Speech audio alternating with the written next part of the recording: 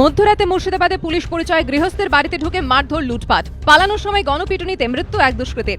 ঘড়ির কাঁটায় তখন রাত 12:15। কিছুক্ষণ আগে রাতের খাওয়া শেষ করে ঘুমোতে গিয়েছেন নওদার রাজপুর গ্রামের সাইদ শেখের পরিবারের সদস্যরা।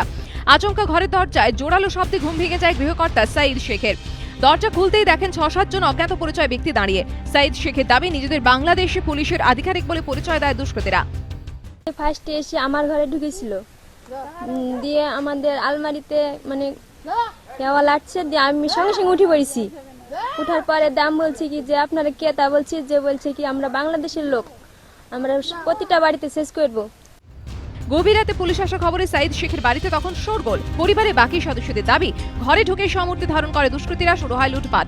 বাধা দেওয়ায় পরিবারের 2 সদস্যকে ধারালো অস্ত্র দিয়ে কোপায় দুষ্কৃতীরা। লুট হয় সোনার গয়না ও নগদ টাকা। দুষ্কৃতীরা পালানোর সময় চিৎকার শুরু করেন পরিবারের সদস্যরা। গ্রামবাসীরা ছুটে আসেন, ধরা পড়ে যায় এক দুষ্কৃতী।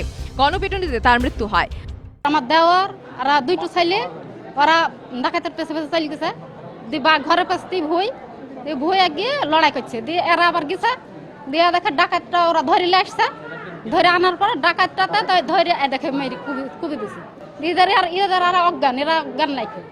ডাকাতটা লিয়ে আসলো বাড়তে, লিয়ে এসে তখন ওই ঠ্যাঙ্গে মাইলো সব পাবলিকে।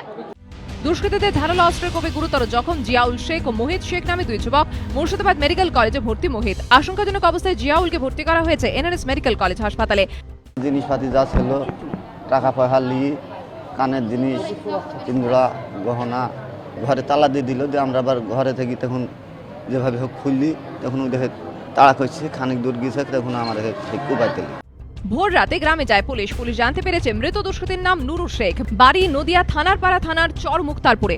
লুটপাটের ঘটনার তদন্ত শুরু করেছে পুলিশ। একই সঙ্গে গণপিটুনিতে দুষ্কৃতীর মৃত্যুর ঘটনাতেও পৃথক একটি মামলা রুজু হয়েছে। রাজীব চৌধুরীর রিপোর্ট, এবিপি আনন্দ, মুর্শিদাবাদ।